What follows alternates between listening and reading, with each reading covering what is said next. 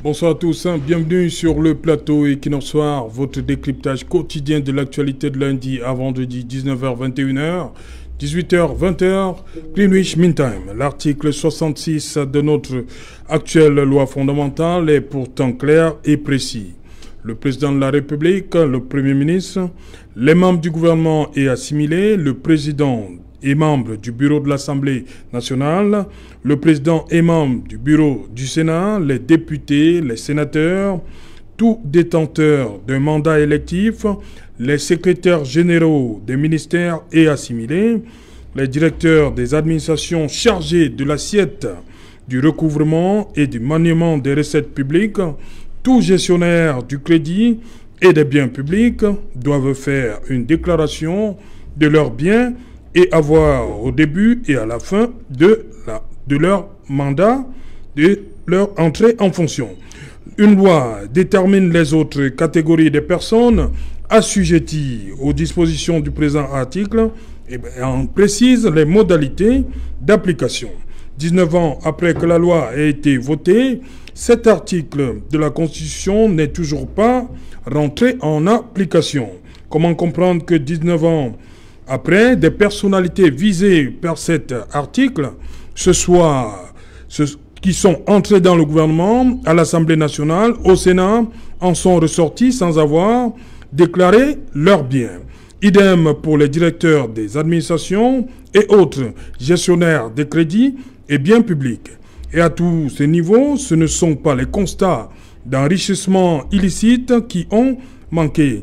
Si l'opération Épervier mise sur pied au milieu des années 2000 a pu mettre la main sur des prévaricateurs de la fortune publique, les autres scandales doublés de soupçons de détournement de fonds publics, à savoir la Cannes 2019 et le Covid, les fonds Covid 2019, auraient, de l'avis de nombreux observateurs, pu être évités si l'article 66 de notre Constitution était entré en vigueur.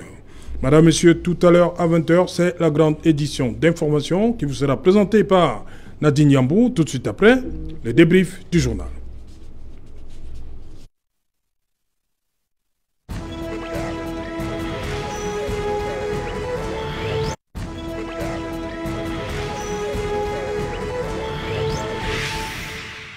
Application de l'article 66 de notre Constitution. Pourquoi ça fait problème? Pour tenter de comprendre ce qui fait problème, justement, nous avons invité en plateau ce soir Thomas Tankou. Bonsoir. Bonsoir Serge Alain. Bonsoir aux inconditionnels de l'émission Equinox Soir. Un bonsoir tout particulier à son Excellence Nicolas Zoyoum. Il est l'ambassadeur du Cameroun en République centrafricaine. Et auprès de l'Union africaine. Certainement, il nous suit en ce moment. Un bonsoir également à Jean-Paul Tekou, qui est le chef de famille Bangam de Bertois. Vous savez également de ce côté-là, malgré le courant alternatif, on regarde également beaucoup l'émission de ce côté-là. Bonsoir, maître Fabien Kenyé. Bonsoir, Serge Alain. Bonsoir, chers copanélistes. Je voudrais d'emblée implorer votre indulgence ainsi celle de vos millions de téléspectateurs pour souhaiter joyeux anniversaire à ma fille Kenny Angèle Serena qui a 1 an de plus ce jour. Cela dit, Serge Alain, je voudrais aussi dire un bonsoir particulier à la diaspora, à l'essence du Cameroun dans tout le monde entier dont ce pays a extrêmement besoin, non sans passer par Bafou Mater qui m'a vu naître, à qui je souhaite pour une première fois sur ce plateau. Bonsoir. Okay. Ou à qui dit bonsoir, autant pour moi. Voilà, Jonathan Batenguene, bonsoir, bienvenue. Bonsoir Serge, bonsoir à tous les téléspectateurs d'Equinox Soir. Je pense particulièrement à la communauté des personnes handicapées qui, depuis toujours, travaille au Cameroun malgré la marginalisation dont elle est l'objet. Et particulièrement, j'ai un regard pour un ami qui est un leader de cette communauté, l'ami Aimé Raymond Gangentepe, qui aujourd'hui fête son anniversaire. Je lui souhaite beaucoup de courage en tant que président de l'association pour le développement de l'entrepreneuriat des personnes handicapées et surtout beaucoup de réussite. C'est l'anniversaire ou bien les personnes handicapées? Il y a la personne, parce qu'il m'a marqué, on a été étudiant, Il m'a marqué d'abord par son leadership et c'est lui qui m'a amené à commencer à prendre la parole en public. Donc c'est quelque chose de tellement frappant qu'aujourd'hui, à l'occasion de son anniversaire, je ne pouvais que lui rendre hommage. Voilà, Barrister Kamaliman, you are welcome. Thank you, Mr. Seychellen. It's a pleasure being here this evening, and let me take the opportunity for the first time equally to greet somebody. I want to extend my sincere appreciation and regards to Tumfo Barrister Nico Hale, who was the President General of our General Assembly and a good Cameroonian. And I pray that, and a good Cameroonian, yes. Yeah, bad Cameroonians? Yes, they're bad Cameroonians. If there are no bad Cameroonians, we will not have this law, we will not have this topic. Yes, yes. So I greet, and Alain, I'm bereaved. I lost my uncle, and the burial is tomorrow. I cannot go there because for security reasons. I greet all Cameroonians, and I think I'm going to contribute in the topic, which is very interesting this evening. Voilà, je reste avec vous.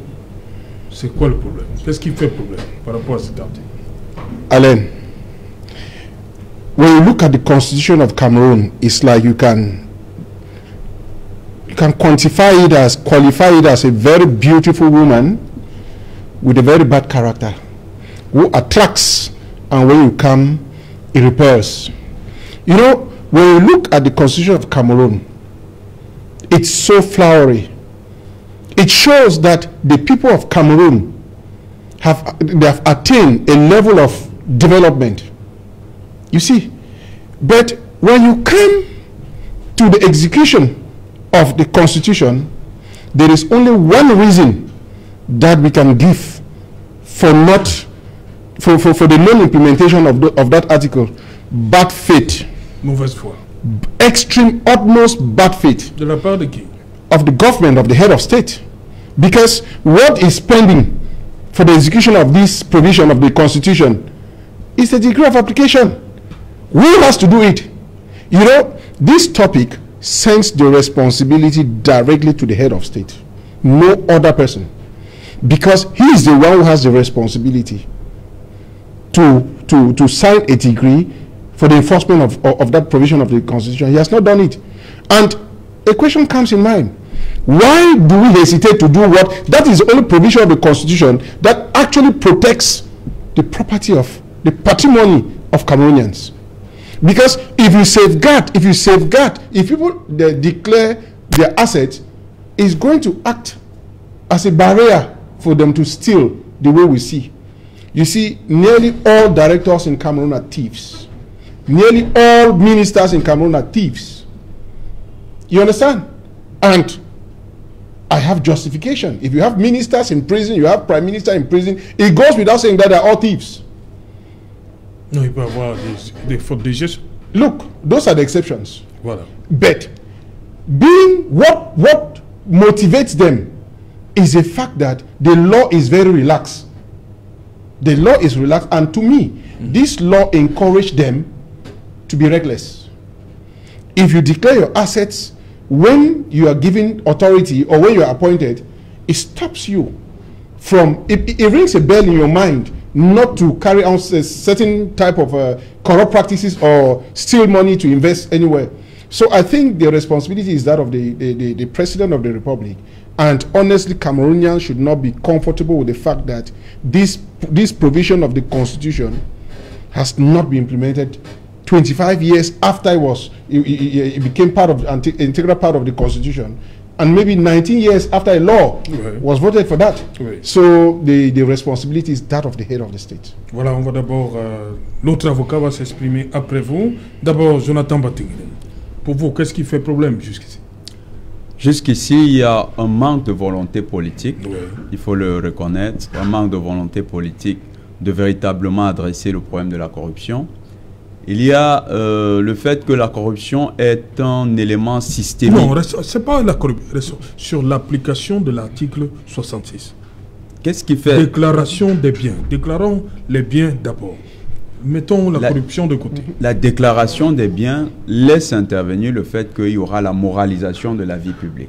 Oui. Alors, les acteurs qui ont bâti de manière systémique la construction du pouvoir sur les rapports de vassalisation et de rente ne trouvent pas d'intérêt à ce que la vie publique soit moralisée. Parce que justement, la moralité, en termes de morale, absence de morale, renforce les poches d'assujettissement informel qui sont véritablement les canaux par lesquels on accède à des positions de pouvoir.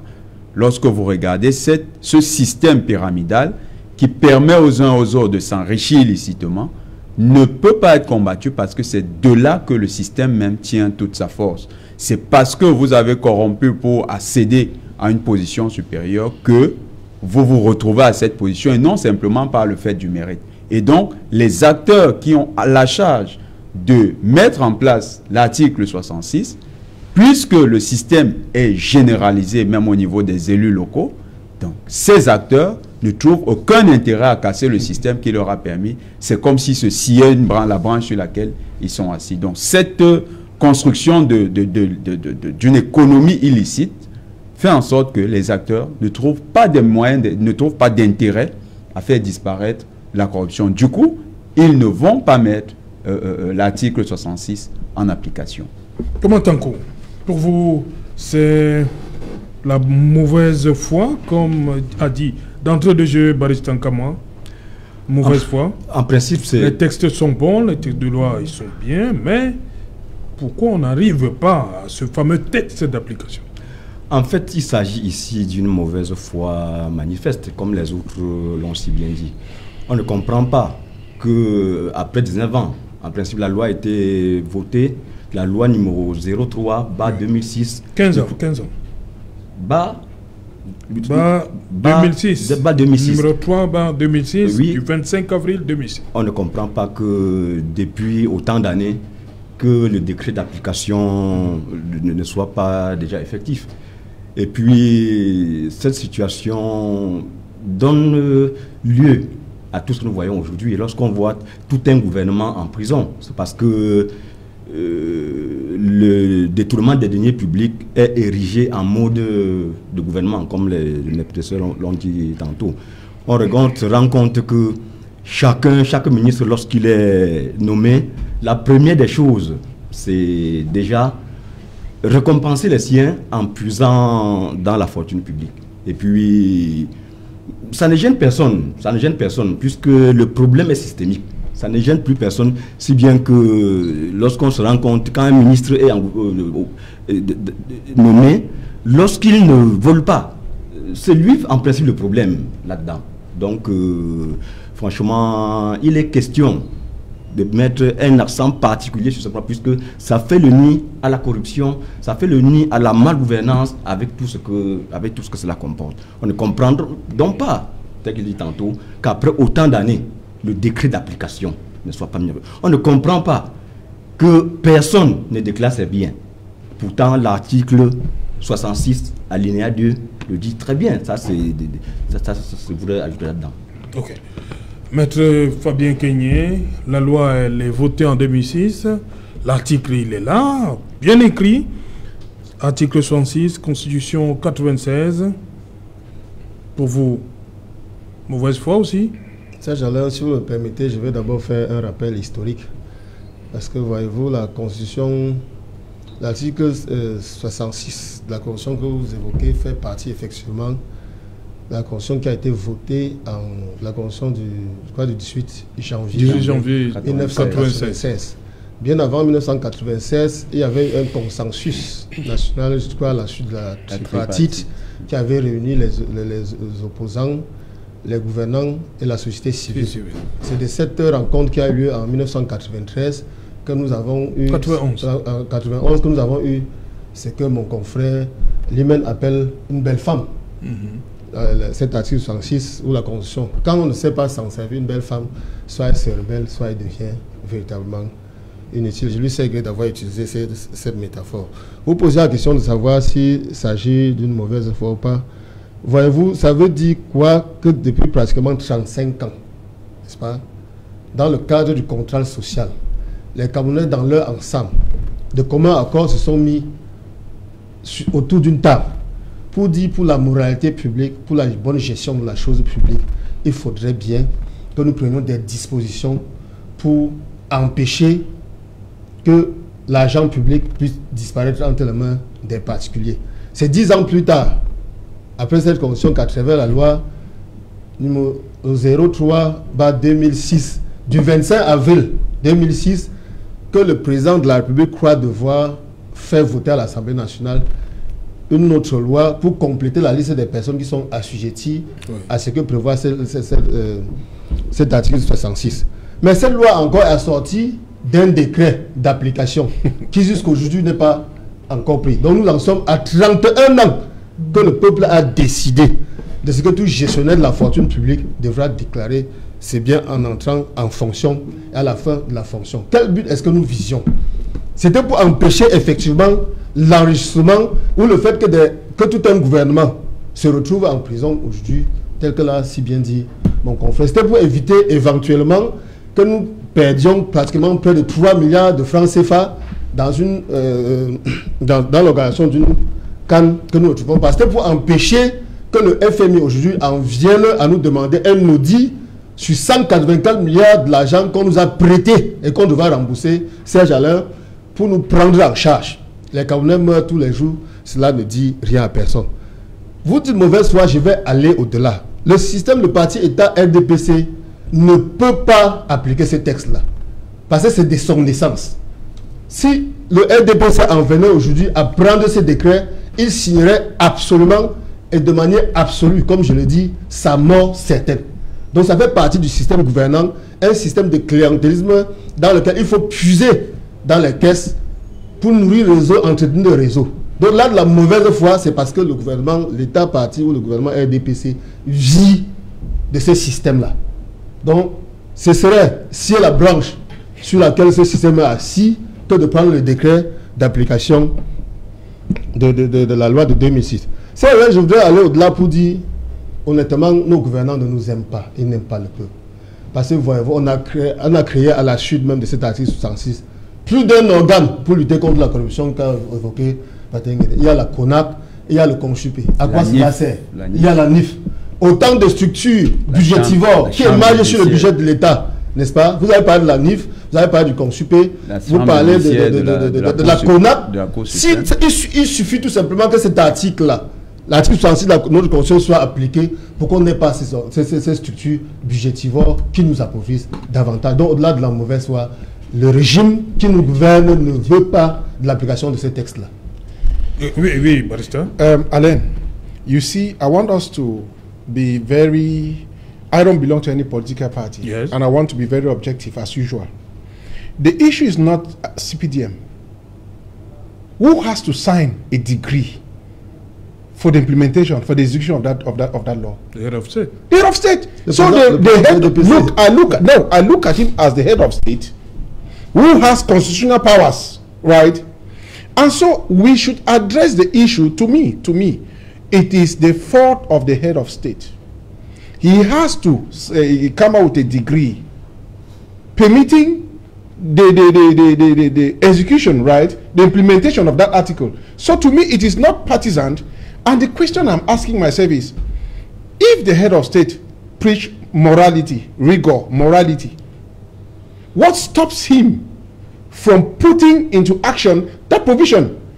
Because it makes no sense to any reasonable man that the ground norm, the constitution that gives validity to every other law in this country stipulates, provides for, and then the head of state who gives the impression, because to me it's an impression, that he loves Cameroonian, he cannot sign such a decree. What stops him? And you see, it is terrible because his ministers, the people he appoints, they get into that trap and they find themselves in prison. Look, if we are honest, we should be asking ourselves the question, why? Because the law is clear. I want us to direct the responsibility to who it belongs. That responsibility is that of the head of state. The question we should be asking is, why has the head of state, who is not superior to the constitution, why has he not come up with a degree of application for this for this section of the constitution? So we should not throw stones. The problem is right there in front of us, and the person to be held responsible for the non-implementation of this provision is the head of the state, and that responsibility is addressed to him directly. Ok. Jonathan Batengene, rigueur, moralisation, le chef de l'État, ça c'est, il le dit depuis son accession au pouvoir, mais on se serait attendu à ce que le décret d'application suive. Dans ses discours, il dit que ceux qui ont eu par rapport à la fortune publique vont rendre gorge. Et le détournement des fonds Covid nous montre qu'il est véritablement lancé dans cette lutte-là pour mettre à mal les prévaricateurs de la fortune publique. Sur l'affaire de la Covid, on va certainement assister à un pan de la lutte contre la corruption. C'est-à-dire, on va focaliser par un sujet d'actualité. Oui. On va arrêter, disons, 2-3 personnes. On va les mettre en prison. Mais je vais faire une lecture économique purement là-dessus, socio-économique. C'est jusqu'à présent, depuis que le TCS est entré en vigueur, une estimation qui date jusqu'à 2018 laisse entendre que sur 179 dossiers instruits par le TCS, on est dans l'ordre de 6 000 milliards. 6 000 milliards de fonds publics détournés par le personnel de l'État.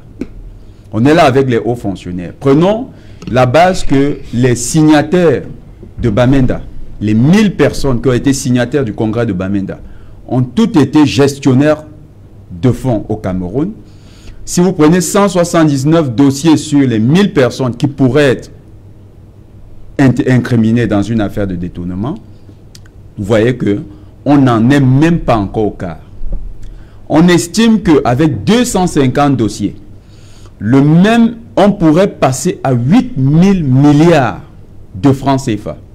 Mais ça, c'est de la période de 2011 à 2018. Si on associe à l'année 2019 l'estimation qui a été faite par l'organe en charge de la lutte contre la corruption, on parle de 500 milliards détournés entre 2016 et 2019.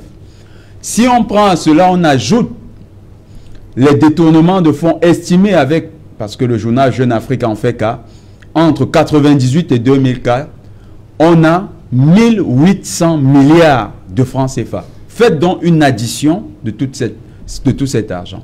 On est au-dessus de 10 000 milliards entre 1998 et 2020. On n'en est pas encore avec les fonds de la Covid.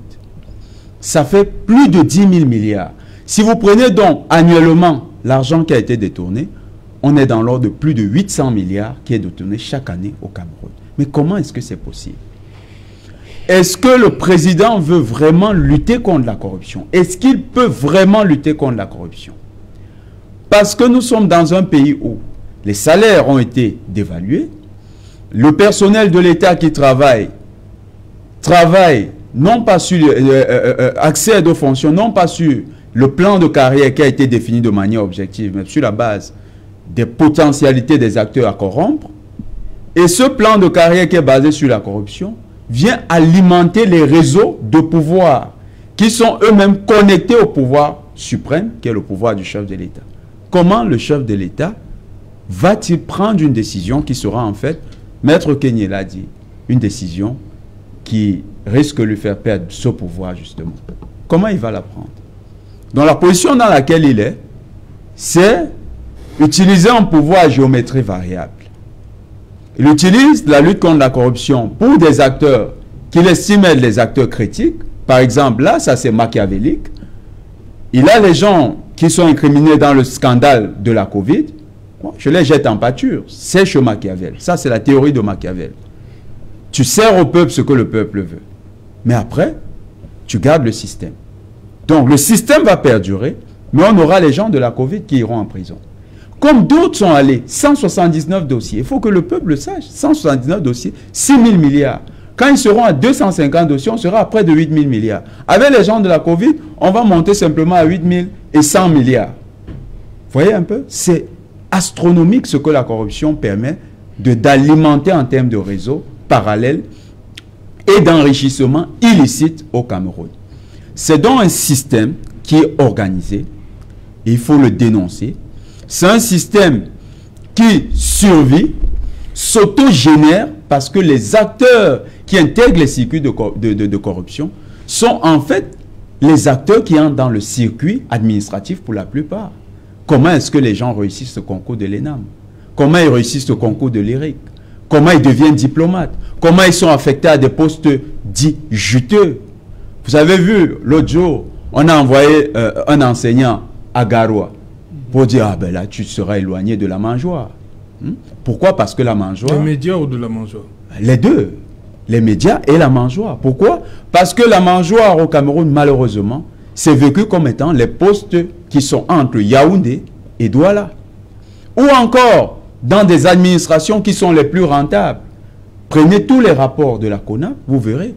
Les douanes, les impôts, la police, la gendarmerie, la justice. Ces 5 administrations sont les plus prisées par les Camerounais. Ceux qui entrent à l'ENAM veulent faire régie financière. Ouais. Et vous savez, les réseaux de corruption, c'est où? C'est dans ces écoles. Alors, comment des acteurs qui ont accédé par la corruption vont-ils lutter contre la corruption? C'est un défi antinomique que l'administration camerounaise se pose. Ok. Les acteurs de l'administration, pour eux, vous reconnaissez tous sur ce plateau qu'il sera difficile hein, de mettre que ce décret d'application arrive. Ma question est toute simple. Pourquoi avoir donc inscrit cet article dans la Constitution de 1996? C'était pourquoi? En principe, tout à l'heure, Maître Kenya l'a encore appelé. La Constitution du Cameroun est un peu comme une belle femme, dont des textes très bien écrits, très bien rédigés. Mais le véritable problème, c'est au niveau de l'application, c'est au niveau des hommes. Et plus on crée des structures, plus le vol s'aggrave. Puisque maintenant, on ne peut pas dire de façon claire quel est le rôle que joue la CONAC, la NIF, le CONSUPE, le TCS, la Chambre des comptes. Revenons un peu au fonds Covid tout à l'heure. Le Fonds monétaire international avait justement instruit que l'audit soit effectué par la Chambre des comptes. Mais le gouvernement en place a plutôt confié la mission au CONSUPE. Jusqu'à ce que le chef de l'État décide encore de reconfier cette mission à la Chambre des comptes. Lorsque nous parlons de l'article 66 alinéa 2, tant que cet article ne sera pas mis en application, le vol va évoluer d'une manière galopante. Parce que le problème est systémique. Ça, c'est très important. Comment peut-on expliquer que plus de 15 ans, 19 ans après, qu'on soit encore à attendre le décret d'application? Ça, c'est le véritable problème. Le problème, c'est au niveau des hommes. Qu'on se rende compte aujourd'hui que plus d'un gouvernement, avec le Premier ministre et autres, soit en prison. Et personne. Le problème n'est pas que les gens soient en prison. Le problème, c'est de poser la question de savoir, ceux qui sont en prison, est-ce qu'ils remboursent cet argent? Comment est-on arrivé? Il y en a qui veulent le rembourser. Mais bon, c'est vrai, il y a quelques personnes qui ont remboursé. Certains ont remboursé, ont été relâchés. D'autres ont remboursé le principal, tel qu'on le dit, ils sont encore en prison. On ne comprend donc pas ce qui se passe. Donc là-bas, il y a un autre problème. Est-ce que ça encourage les autres à rembourser? En principe, le véritable problème, ce n'est pas de mettre les gens en prison. Le véritable problème, c'est qu'on puisse rembourser cet argent. Comment peut-on expliquer qu'au Cameroun, on s'endette pour rembourser la dette? Alors qu'en principe, lorsque vous contactez une dette, c'est pour mettre sur pied des projets, des programmes qui vont permettre de rembourser la dette. Mais on se rend compte que le président de la République, par exemple, donne l'ordre au ministère des Finances d'engager le Cameroun pour une dette auprès des institutions financières internationales. 55 milliards. Plus 55 milliards. Mais aujourd'hui, on se rend compte qu'on n'a même pas amorcé le remboursement de la dette, qu'on s'en va encore s'endetter pour rembourser la dette. Vous voyez que c'est un véritable serpent de mer. Donc, tant que ces personnes qui sont en prison, tant qu'ils ne doivent pas rembourser. Et pour rembourser, qu'est-ce qu'il faut faire? Pour rembourser, on n'a pas besoin absolument d'aller chercher les preuves ailleurs. Comme à un moment donné, on nous a demandé de prouver effectivement qu'il y a des détournements. Lorsque vous prenez fonction, lorsque vous déclarez d'abord vos biens, ça veut dire que si en tout temps on se rend compte que vous êtes en train de vous enrichir de façon illicite, Il est juste question de prouver que par rapport à ce que vous aviez déclaré au départ, oui, et votre avoir à l'instant, qui a, ça dit, une hausse vertigineuse. Oui. À partir de là, maintenant, on peut vous demander... Il y a des gens qui nous suivent en ce moment. Oh, Monsieur Tanko, vous êtes nommé ministre. C'est tout le mal que je vous souhaite. Hein. Vous êtes nommé ministre, disons, demain à 17h. Vous déclarez bien. un duplex. Et 2 ans après, si vous avez 2 duplex, un ministre. En principe, je suis en train de dire de façon claire que le procureur de la République devrait se saisir déjà des cas comme ça, oui, sans attendre que quiconque porte plainte contre le concerné. Lorsque on me nomme ministre, chacun sait quel est le salaire du ministre au Cameroun. Et que quelques temps après, on voit seulement les duplex pousser comme des champignons. Tout à l'heure, il a parlé de la douane, de la police, des impôts et autres. Donc, nous regardons sous nos yeux. Il y a ici à Douala tout un quartier qu'on appelle le quartier des douaniers. Il y a plusieurs quartiers de Plusieurs quartiers. Denver. Non, il y a plusieurs quartiers. Ça ne gêne donc personne. Donc, d'une manière ou d'une autre, franchement, le procureur de la République devrait se saisir. Vous savez comment ça se passe au niveau du port, non? Est-ce que c'est la corruption? Non, c'est tout à fait clair. Ça se passe, c'est à ciel ouvert. Comment? Vous allez vous rendre compte dans certaines administrations, vous allez comprendre, par exemple, que les employés d'une structure vous disent, par exemple, qu'ils sont à 15-20 mois sans salaire. Non, mais restons. Vous avez parlé de la douane. Comment ça se passe? Vous avez parlé des quartiers dans Douala qui sont appelés les quartiers des douaniers. On sait comment ça se passe. Au niveau du port, comment ça se passe? Non. Est-ce que c'est eux, c'est pas vous qui venez donner l'argent pour que votre véhicule sorte? En principe, quand on dit que c'est systémique, ça veut dire vous qui voulez suivre la voie normale. Oui. On a même créé le guichet unique. Quand vous voulez suivre la voie normale, vous dépensez davantage plus parce que ce que vous avez commandé va mettre autant de temps au port. Pourtant, quand vous venez vous passer, parce qu'il peut appeler la voie normale, parce que finalement, comme l'a dit un concitoyen, on a finalement normalisé les écarts au lieu d'écarter la norme. Oui. Donc on a normalisé les cas au lieu de respecter la norme. Donc d'une manière ou d'une autre, franchement, quand nous regardons dans les yeux, on se rend compte que quand c'est déjà systémique, si vous voulez être droit, c'est vous qui avez un problème, hein. Ça tout à fait clair. Donc c'est vous qui posez problème. Oui. C'est vous qui empêchez au système de fonctionner comme effectivement cela fonctionne. Ça veut dire que c'est vous qui devez être mis de côté. Baptiste Kamalimen, on a vu après cette constitution de 96, on nous a dit que les institutions qui étaient là-dedans devaient se mettre en place progressivement. Ma question est celle-ci. Est-ce que pour les articles, on peut dire la même chose? Pourquoi est-ce qu'on est pressé de mettre le décret d'application, l'article 66? Si vous ça peut prendre aussi le temps que les institutions. Oui. Et comme je disais en anglais, Alain, il ne faut pas que on porte... c'est le président de la République qui doit faire le décret. Donc ce n'est pas une question de système. C'est un problème de chef de l'État. Vous comprenez? C'est à lui d'assumer la responsabilité. Et comme j'ai dit tantôt que lui, il a prêché, il est venu avec rigueur, moralisation, tout ça. Il faut qu'il mette ça en pratique. Donc, to me, Alain, I started by saying, it is utmost bad faith not to do this. And what stops the President of the Republic in passing that degree?